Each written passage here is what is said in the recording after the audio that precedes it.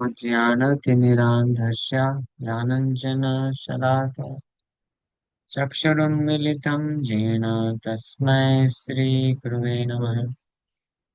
नमो विष्णुपादाय कृष्णपृष्ठाय भूतले श्रीमते भक्तिवेदान्तस्वामिन्निति नामिने। नमस्ते सारस्वती देवे गौरवाणी प्रचारिणे निर्विशेष शून्यवादी पाश्चात्यदेशतारिणे नित्यानंद नमस्तुभ्यं प्रेमानंदप्रदायिने कलौ कल्मषनाशाय जानवापते नमः। नमो महावदन्याय कृष्णप्रेमप्रदायते कृष्णाय कृष्णचैतन्यनामिने गौरतसे नमः।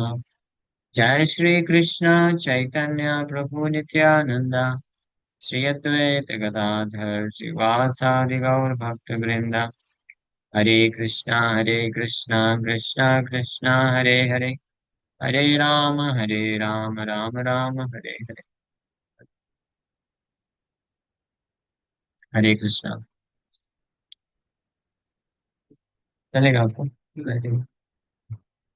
आप सभी भक्तों का हार्दिक स्वागत है आज के गौर कथा में। तो हम लोग चर्चा कर रहे हैं श्री चैतन्य भागवत आदि खंड एंड चैप्टर 13, जिसका नाम है डिफीटिंग दिग्विजय। दिग्विजय केशव पंडित वो क्या करने वाले महाप्रभु? धुलाई। धुलाई मतलब सफाई, अहंकार की सफाई करेंगे महाप्रभु। बहुत दयालु है। तो दिग्विजय पंडित जब पहुंचे तो महाप्रभु बड़े आदर सम्मान के साथ उनका स्वागत किए। थोड़ा परिचय हुआ। फिर महाप्रभु बोले, निमाई पंडित बोले, अरे आप तो बड़े महान विद्वान हैं, आपके बारे में बहुत सुना है। आप अगर कृपा करेंगे, गंगा की महिमा का सुनने का इच्छा है, तो हम गंगा की आपके मुख से महिमा सुन करके हम सब पवित्र हो जाएंगे। दिग्विजय पंडित भी तुरंत छाती उनका फूल गया कि यस, सही बात है, मैं सुनाऊंगा आपको। और 3 घंटे तक लगातार गंगा की महिमा बोलना चालू कर दी। The Digvijay continually recited in this amazing way for 3 hours without coming to an end. 3 घंटे तक बोलते रहे। पढ़ी यदि दिग्विजय हैलावसरा तबे हासी बलि लेना श्री गौर सुंदर। When Digvijay finally finished his recitation, Sri Gaur Sundar smiled and spoke. जब दिग्विजय फाइनली अपने रिसाइटेशन को विराम कर देते हैं, श्री गौर सुंदर मुस्कुराते हैं और इस प्रकार से बोलते हैं। क्या बोलते हैं? तुम्हारा जे सब तेरा ग्रंथ न अभिप्राय तुम्हें विने बुझाइले बुझा नहीं जाए। महाप्रभु बोले, The purport of your words are so exalted that unless you explain them, no one can understand. आपने जो गंगा की महिमा में रचना की है, इसका अर्थ, तात्पर्य इतना महान है कि कोई भी व्यक्ति इसको खुद से नहीं समझ सकता है। जब तक आप नहीं समझाएंगे तब तक किसी की ये औकात नहीं है कि इसको समझ पाए। तो इसलिए आप ही कृपा करके थोड़ा समझा भी दीजिए। अब आपने क्या गुणगान किया है। ग्रंथन अभिप्राय, पर्पस ऑफ कंपोजिशन, एते का आपने किछु करहा व्याख्यान जे सब तेजे बोला तुम्हें से ही सुप्रमाण। Therefore, please explain a portion of your recitation, for whatever meaning is explained by you must be accepted. इसलिए आपने इतना लंबा चौड़ा रिसाइटेशन तो कर दिया है, वो हम सबके समझ के परे है। तो कम से कम उसका एक किसी एक भाग का आप व्याख्या भी कर दीजिए। जैसे बस श्लोक मैंने बोल दिया, उच्चारण कर दिया, तो क्या समझ में आएगा? तो महाप्रभु बोल रहे हैं कि आप ही व्याख्या कर देंगे तो ये सबके द्वारा फिर समझ में हो जाएगा और सब लोग एक्सेप्ट भी कर लेंगे। सुनिया प्रभुर वाक्य सर्व मनोहर व्याख्या करी बारे लागी लेन विप्रवर। So hearing the Lord's enchanting words, the best of the Brahmanas began to explain. मैं उधर आऊँ क्या? उधर आऊँ? चलिए, तो एक काम करता हूँ, उधर ही आ जाता हूँ। So, so महाप्रभु अ, बोले कि सुनिए प्रभुर वाक्य सर्व मनोहर व्याख्या करी बारे लागी लेना विप्रवर। महाप्रभु ने प्रेम से मधुर वाणी से रिक्वेस्ट किए कि आप ही अपने कुछ रचना का, श्लोकों की रचना का कुछ भाग का मीनिंग बता दीजिए, तो हम कुछ समझ सकें। तो ये सुन करके वो जो विप्र है उसका व्याख्या करना अब चालू कर दिया। ये श्लोक बोला था तो कुछ श्लोक को पकड़ा होगा, अब सारे श्लोकों का व्याख्या तो नहीं करेगा। व्याख्या कर ले मात्र प्रभु से क्षणे दूषी लेना आदि मध्य अंत तीन स्थाने। और जैसे किसी एक श्लोक को पकड़ के व्याख्या करना चालू किया तो इमीडिएटली महाप्रभु उसके श्लोक के शुरुआत में, मध्य में और अंत में दोष इंगित कर दी। अरे, इसमें तो ये दोष है, शुरू में भी, मध्य में और बीच में भी, अंत में भी। सो Digvijay began to enthusiastically explain the following words that he composed. बड़े उत्साह के साथ इस श्लोक का व्याख्या करना चालू कर दिया। कौन सा? महत्वम गंगाया सततम इदमाभाति नितराम यदेश श्री विष्णु चरण कमलोत्पत्ति सुभगा द्वितीय श्री लक्ष्मीरिव सुर नरैरर्च चरणा भवानी भर्तुर्या शिरसी विभवत्यद्भुत गुणा।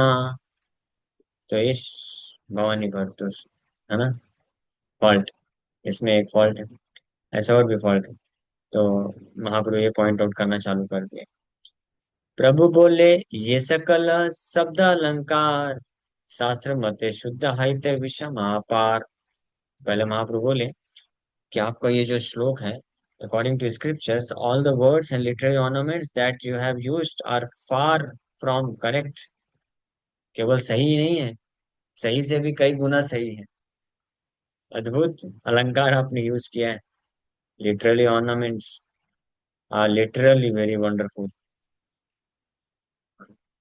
तुम्ही वादियाच को न अभिप्राय करी बोला देखी कहीं लेना Gauranga Shri Hari. But please tell us what was your intended meaning of these ornaments? आज लॉर्ड गौरांगा बोले, आपने जो अलंकार यूज किया है वो तो शास्त्रों के दृष्टिकोण से बड़े ही अद्भुत है, इसमें कोई डाउट नहीं।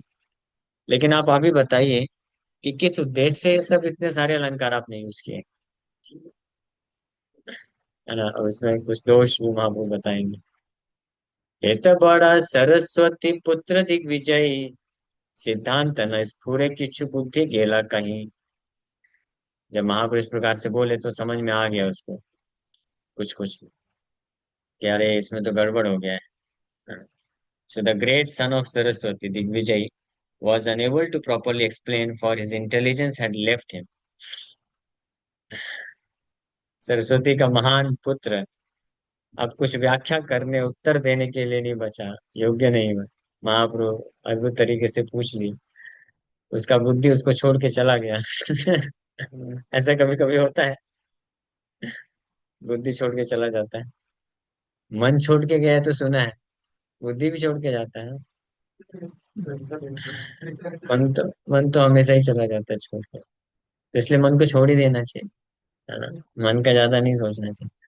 कृष्ण को पकड़ के रखिए, बाकी संसार में किसी को भी पकड़ेंगे क्या क्या पाएंगे केवल? नहीं नहीं, तीन चीज पाएंगे, दुख और दुख, महादुख। ये तीन चीज ही मिलने वाली है।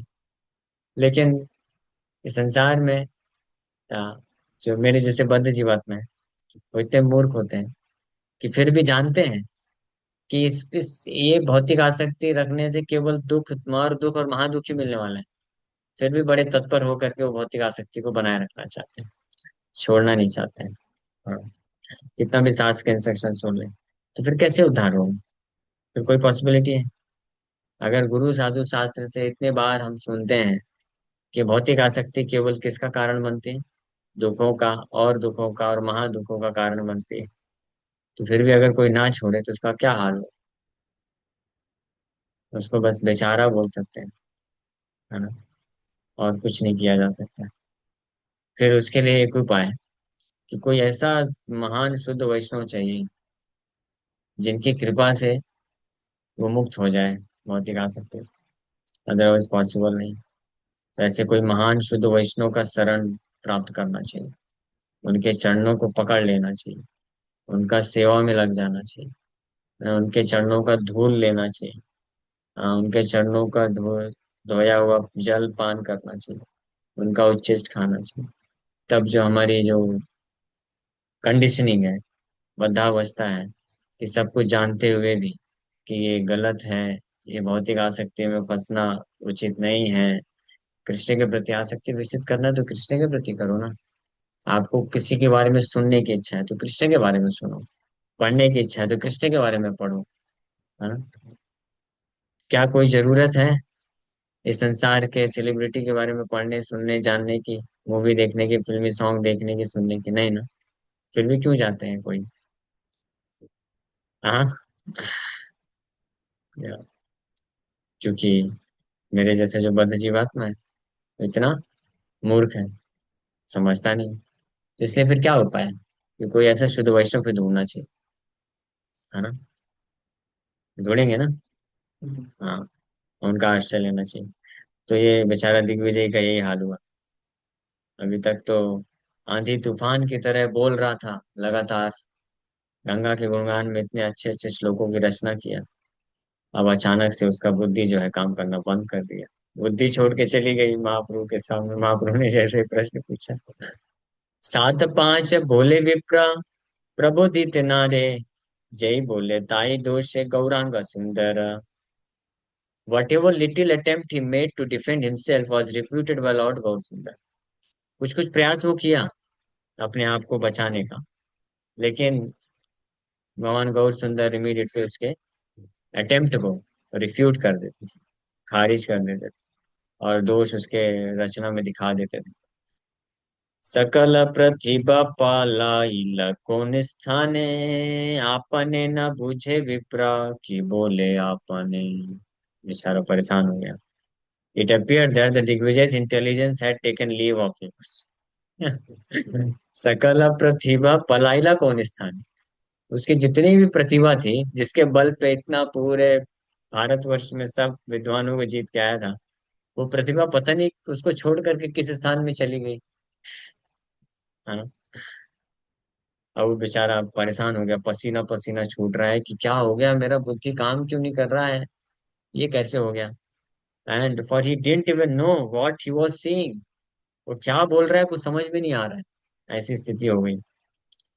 प्रभु बोले ए ठाकू का पड़ा की चुआर, पढ़ी ते वो पूर्व मत शक्ति नहीं यार। तो महाप्रभु बोले ठीक है ठीक है ठीक है, ज्यादा परेशान मत होइए, ये लीजिए पानी पीजिए, गंगा का शुद्ध शीतल जल है, पीजिए। और ये श्लोक को छोड़िए, चलिए हम यहीं पे चर्चा बंद करते हैं, कोई दोष वोष नहीं। आप डिफीट नहीं हुए हैं। हाँ, let's come to another verse. आप अपना आपका जो प्रिय वर्ष है, श्लोक है, वो निकाल लीजिए, उसी का व्याख्या करिए। चलिए ये श्लोक को छोड़ दीजिए। पहले भी तो खुद ही श्लोक दिया था ना। महाप्रभु जब बोले कि आपकी इतनी रचना में से कोई एक श्लोक का व्याख्या तो थोड़ा करिए, हम जैसे लोग समझ पाए। तो खुद से श्लोक निकाल के बड़े उत्साह के साथ गंगाया महत्वम गंगाया बोला। महाप्रभु शुरू में, मध्य में और अंत में सब फॉल्ट दिखा दिए, देखो इसमें इतने सारे फॉल्ट है। फिर महाप्रभु बोले ठीक है, उसको डिफेंड नहीं कर पा रहा वो। तो बोले ये श्लोक को छोड़िए, दूसरा श्लोक बोलिए। तो पानी उनी सब पी लिया, लेकिन फिर भी Digvijay was unable to recite like before. पहले के जैसे अब रिसाइट करने की हालत नहीं बची उसकी। अब देखिए महाप्रभु का इसमें कोई गलती नहीं, निमाय पंडित कुछ नहीं किए, लज्जित किए क्या, कुछ नहीं किए, बड़े प्रेम से, है ना। और कोई पंडित होता ऐसे पकड़ लेता तो बढ़िया अच्छे से पिटाई करता। निमाई पंडित कितना प्रेम से, और जब देखे कि बेचारा नहीं डिफेंड कर पा रहा है, सच में दोष है, तो बोले ठीक है इसको भूल जाइए, ये श्लोक भूल जाइए, कोई दूसरा श्लोक निकालिए। जैसे कभी कभी टीचर होते हैं ना, वाइवा लेते हैं किसी स्टूडेंट से, तो पहले बड़े प्रेम से पूछते हैं कि बेटा बताओ इस क्वेश्चन का आंसर, नहीं समझ पाता तो एक दो क्वेश्चन पूछते हैं, नहीं समझ पाता तो उसको पास करने के लिए बोलते हैं ठीक है बेटा, आप जो पढ़ के आए हो ना उसी में से कुछ सुना दो। तो भी बेचारा कुछ बोल नहीं पाता। बोले ठीक है बेटा, उसके पीठ में ऐसे हाथ लगाते बोलते हैं कुछ तो सुना दो, ठीक है, दो का टेबल याद है आपको, वो सुना दो। वो बेचारा सबके सामने खड़े होके परेशान होता है, कांपता रहता है, कुछ बोल नहीं पाता। तो ऐसे ही हाल हो गया ये दिग्विजय महाशय का भगवान के सामने। इतना भी बड़ा पंडित कोई हो, विद्वान कोई हो, भगवान के सामने यही हाल होता है, कोई भगवान के सामने टिक नहीं सकता है। जैसे कंस कितना पावरफुल था, कृष्ण बलराम को सामने देखा तो थरथरा गया, कांप गया। हिरण्यकशिपु सारे देवताओं को डरा के रखा था, जब नरसिंह भगवान प्रकट हुए तो उसका बेचारे का फ्यूज उड़ गया, डर गया था वो। हाँ। को न चित्र ताहाना सम्मोह प्रभु स्थाने, वेदे वो पाए न मोह चार विद्यमाने। अब इसकी क्या बात करना। It is not unusual that Digvijay was bewildered in front of the Lord, because even the Vedas are bewildered in the presence of the Lord. इसमें कोई बहुत अद्भुत बात नहीं है। कि ये दिग्विजय सम्मोहित हो गया, bewilder हो गया। यहाँ तक कि वैदिक शास्त्र भी भगवान की उपस्थिति, भगवान के सामने क्या हो जाते हैं, थर थर थर थर कांपने लगते हैं, bewilder हो जाते हैं, भ्रमित हो जाते हैं। तो ये तो दिग्विजय पंडित है, भले ही कितना बड़ा पंडित हो। तो भगवान ये बात जानते हैं, इसलिए प्रयास कर रहे हैं उसको अच्छे से, प्रेम से सांत्वना देने का, कि ज्यादा वो परेशान ना हो जाए। आपने अनंत चतुर्मुख पंचानन, जैसा बार दृष्ट है अनंत भुवन, तारव पाए न मोह जारे विद्यमाने, को न चित्र से विप्रेरा मोह प्रभु स्थाने। Lord Brahma, Lord Anant, and Lord Shiva create, maintain, and annihilate innumerable universes. When even they are bewildered before the Lord, then what is surprising if this Brahmana was bewildered? Brahma ji अनंत शेष, जो भी भगवान है, विष्णु तत्व है, और शिव जी भी, जो कि असंख्य ब्रह्मांडों को का सृष्टि स्थिति प्रलय करते हैं, वो भी भगवान के सामने बिल्डर हो जाते हैं, मोहित हो जाते हैं। तो ये ब्राह्मण, इसमें क्या आश्चर्य है कि ये ब्राह्मण बेचारा जो है, भगवान निमाई पंडित के सामने बिल्डर हो गया और कुछ बोल नहीं पा रहा है। तो that is Krishna's power of wilderness. भगवान अपने सुंदरता से, अपने गुणों से, अपने लीलाओं से भी बिल्डर कर देते हैं। हाँ, और किसी में इतनी शक्ति नहीं बिल्डर कर सके। अगर कोई व्यक्ति किसी अन्य व्यक्ति से मोहित हो रहा है, बिल्डर हो रहा है, तो इसका मतलब क्या है, वो भगवान को नहीं, भगवान के गुण या भगवान की सुंदरता के कांटेक्ट में रंच मात्र भी नहीं आया, तभी कोई संसार में किसी थर्ड क्लास व्यक्ति से बिल्डर हो सकता है, मोहित हो सकता है। नहीं तो अगर कोई भक्त है जिसको थोड़ा भी भगवान के बारे में पता होगा, ज्ञान मिलेगा, तो वो कभी इस संसार के किसी भी व्यक्ति से, सेलिब्रिटी से बिल्डर नहीं हुआ। वो समझ जाएगा ये क्या सेलिब्रिटी है, इतने लाखों फॉलोवर हैं इसके, लाखों लोग उसके लिए मर मिटने के लिए तैयार है, क्या है, वो थर्ड क्लास है, नॉनसेंस है। क्यों नॉनसेंस है, थर्ड क्लास है? क्योंकि वो कुछ समय के लिए, जैसे ही उसका शरीर खत्म, मृत्यु हुई, फिनिश, बुढ़ा हो जाएगा तब भी फिनिश हो जाएगी। मृत्यु के समय तो वही शरीर है, वही व्यक्ति है, वो क्या आकर्षक है, कुछ है आकर्षक?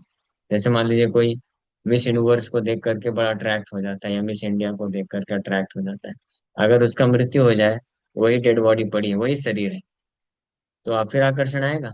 नहीं आएगा। इसका मतलब वो जो आकर्षण था वो क्या था, टेम्परेरी था, इल्यूजरी था, थर्ड क्लास था। But Maya is so powerful, Maya इतनी पावरफुल है कि व्यक्ति को इतना मूर्ख बना देती है कि व्यक्ति ऐसे ही बिल्डर रहता है, इस संसार के सो कॉल्ड लोगों के प्रति अट्रैक्ट होता है, अटैच हो जाता है। और जो वास्तविक आकर्षण, अटैचमेंट है भगवान के प्रति, उसको नहीं समझ पाता है। इसको बोलते हैं, क्या बोलते हैं इसको, miss Fortune. A person who can get attracted to Krishna is very fortunate. And a person, instead of getting attached or attracted to Krishna, if somebody gets attracted or attached to someone else in this material world, is most unfortunate. उसका result, ये मैं नहीं बोल रहा हूँ, ये माता रुक्मिणी बोलती है जब कृष्ण को प्रेम पत्र उन्होंने लिखा था। लक्ष्मी सरस्वती आदि जत योग माया, अनंत ब्रह्मांड मोहे जैसा बारा छाया। Unlimited universes are bewildered by Maya, the shadow of Lakshmi, Saraswati and other internal potencies of the Lord. तो भगवान का क्या बात करना।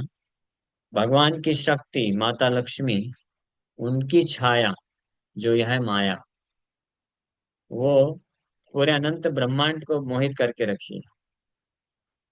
तो ये भगवान के सामने केशव पंडित आकर के मोहित हो गया तो कौन सी आश्चर्य की बात। Just imagine. इसीलिए जो व्यक्ति या जो भक्त भगवान से मोहित हो जाए, भगवान से अट्रैक्ट हो जाए, उसको माया कभी मोहित नहीं कर सकते, क्योंकि माया क्या है।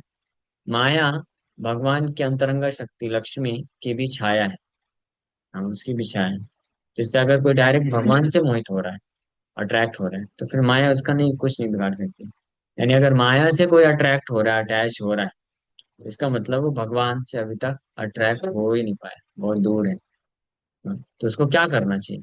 उसको इमीडिएटली माया के ऐसे अट्रैक्शन को त्याग देना चाहिए और कृष्ण से अट्रैक्ट होने के कार्य में लग जाना चाहिए, साधु संग में, कृष्ण के बारे में सुनने में, पढ़ने में। आप अगर ज्यादातर माया के एजेंट के बारे में पढ़ोगे सुनोगे तो उन्हीं से अटैचमेंट बना रहेगा ना। कृष्ण के बारे में पढ़ोगे सुनोगे तो कृष्ण से अटैचमेंट बनेगा, सिंपल सी बात है।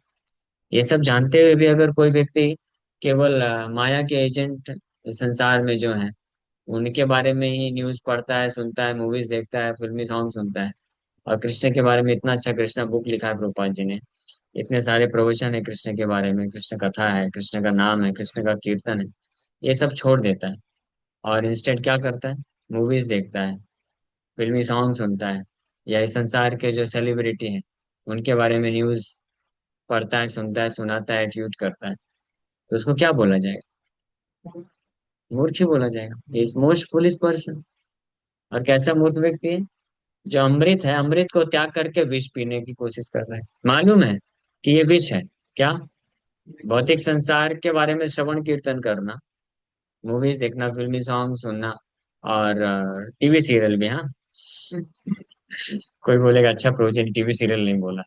टीवी सीरियल भी वही चीज है, हाँ, ऐसा मत सोचे टीवी सीरियल नहीं है वैसा। कार्टून भी सब कुछ, anything which is not related with Krishna, वो सब क्या है, विष के समान है, पॉइजन है। और भक्त लोग, स्पेशली भक्त, जानते हैं कि पॉइजन है, जहर है, फिर भी जानबूझ करके पॉइजन पी रहे हैं। अरे ठीक है, पी रहे हैं, हम मूर्ख हैं, जानते हुए भी पी रहे हैं। फिर जब कोई दूसरा भक्त आकर के बचाने की कोशिश, अरे इसको मत पियो, छोड़ो, बार बार हाथ से छुड़ा के फेंक रहा है, और अमृत पकड़ा रहा है कि अमृत पियो, अमृत पियो, लेकिन फिर भी दौड़ के वही जाकर के पकड़ के पीना चाहते हैं, तो फिर वो भक्त क्या करेगा। वो तो tata bye bye good bye बोल ही देगा ना। बोलेगा ठीक है, आपको विष ही पीना है तो जाओ पियो, मुझे छोड़ दो, मैं क्या कर सकता हूँ। हम तो बस प्रयास कर सकते हैं ना, आपके हाथ से कब तक हम विष को निकाल के फेंकेंगे। वो भी छोड़ने को तैयार नहीं होते हैं। जैसे एक भक्त है, वो बार बार फंस रहा था एंड्रॉयड में, इंस्टाग्राम में और मूवीज देखने में। मैं बोला आप एंड्रॉयड को फेंक दो, इंस्टाग्राम छोड़ दो, विष है ना, विष विष का, पॉइजन का गिलास है, तो पॉइजन का गिलास हाथ में है तो कंट्रोल नहीं हो पा रहा है, क्योंकि ये मालूम होते हुए भी कि ये पॉइजन है, लेकिन पॉइजन बहुत अट्रैक्टिव लग रहा है तो पी रहा है। तो फिर सोल्यूशन क्या है, पॉइजन को फेंक दो, हाथ में केवल अमृत रखोगे तो अमृत ही पियोगे। तो कम से कम इतना तो सीरियस होना पड़ेगा ना, इतना तो छोड़ना पड़ेगा ना। अगर कोई इतना भी तैयार नहीं है तो फिर कैसे हेल्प किया जा सकता है, हेल्प किया जा सकता है, फिर नहीं किया जा सकता, फिर केवल दंडवत प्रणाम किया जा सकता है। हाँ, लेकिन ऐसा अगर बोलते हैं किसी को तो लगता है आप इतना स्ट्रांग, इतना स्ट्रिक्ट क्यों होते हो जाते हो, इतना दर्द, इतना पेन आप क्यों देते हैं, मेरा नाजुक सा हृदय है आप तोड़ देते हो। तो क्या नाजुक सा हृदय बचाने के लिए हम यहाँ पे आए हैं, आपको मृत्यु में फंसने से बचाने के लिए आए। माया में आपको फंसने से बचाने का हमारा कर्तव्य है। बचना चाहते हो तो अच्छी बात है, नहीं तो अभी क्या किया। You understand. आप तो नहीं पकड़ोगे ना पॉइजन, पक्का ना। ठीक है, पॉइजन पकड़ेंगे तो फिर देख लेना, अच्छा नहीं रहेगा। दंडवत प्रणाम कर दूंगा आपको भी। तहार पाए न मोह यार विद्यमाने, अतएव पाच्य से ठाके न सर्वक्षणे। So yet she is also bewildered in the presence of the Lord, and therefore she always stands behind him. यहाँ तक कि माया भी भगवान से bewilder हो जाती है, इसलिए माया भगवान के पीछे खड़ी रहती है और पूरे जगत को bewilder करती है। माया पूरे जगत को bewilder करती है, लेकिन खुद भगवान से bewilder होती है, इसलिए भगवान के पीछे खड़ी रहती है। ये भागवत में भी वर्णन किया गया। वेद कर्ता शेष वो महा पाए जार स्थाने, मोह पाए जार स्थाने, को न चित्र दिग्विजयी मोह वतहाने। Even the compiler of the Vedas and even Anant says are bewildered in the presence of the Lord. Then what is surprising if the Digvijay is bewildered? यहाँ पे दिग्विजय bewilder हो गया तो क्या सरप्राइजिंग। बड़े बड़े महान महान देवतागण भी bewilder हो जाते हैं। मनुष्य ये सब कार्य असंभव बड़ा, ते बलि तार सकल कार्य दड़ा। It is impossible for ordinary living entities to understand the activities of the Supreme Lord. Therefore, his activities are transcendently glorious. हाँ, किसी भी साधारण जीवात्मा के लिए भगवान के कार्य को समझ पाना असंभव है। इसीलिए उनके ऐसे कार्य जो हैं अद्भुत दिव्य रूप से ग्लोरियस हैं। मूले जत किछु कर्म करे न ईश्वरे, सकल ही निस्तार हेतु दुखित जीवे रे। In fact, the activities performed by the Supreme Lord are all meant for the deliverance of the conditioned souls. वास्तव में भगवान के द्वारा जितने भी कार्य किए जाते हैं वो बद्ध जीवात्माओं के उद्धार के लिए होते हैं। तो यहाँ पे दिग्विजय को भी भगवान उनसे मुक्त करना चाहते हैं। सो दिग्विजय यदि पराजय प्रवेशिला, शिष्य गण हासि बारे उद्यत हाइला। तो जब निमाई पंडित से ऐसा वार्तालाप चल रहा है, दिग्विजय बेचारा पसीना पसीना छूट रहा है, मोहित हो गया और ऐसे डिफीट हो रहा है। तो निमाई पंडित के जितने भी स्टूडेंट्स वहां पे खड़े हैं, they were on the verge of laughing.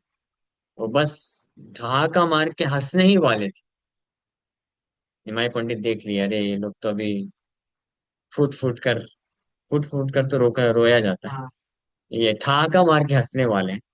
तो इमीडिएटली महाप्रभु सबारे प्रभु करी लेना निवारण, विप्र प्रति बलि लेना मधुर वचन। महाप्रभु देख लिए चारों तरफ से स्टूडेंट्स लोग हंसने वाले हैं, तो इमीडिएटली बस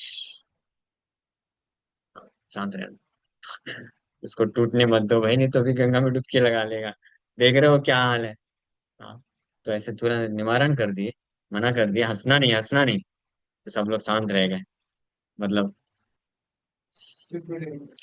जो लोग नहीं कंट्रोल कर पाए थे तो मुंह में हाथ रख लिए और ऐसे संभाल लिए, नहीं हंसना नहीं है, नहीं तो गड़बड़ हो जाएगा। और फिर निमाई पंडित बड़े मधुर वचन में ये ब्राह्मण को बोलते हैं। क्या बोलते हैं वो लोग कल चर्चा करेंगे। समय हो गया। हरे कृष्ण। किसी वक्त का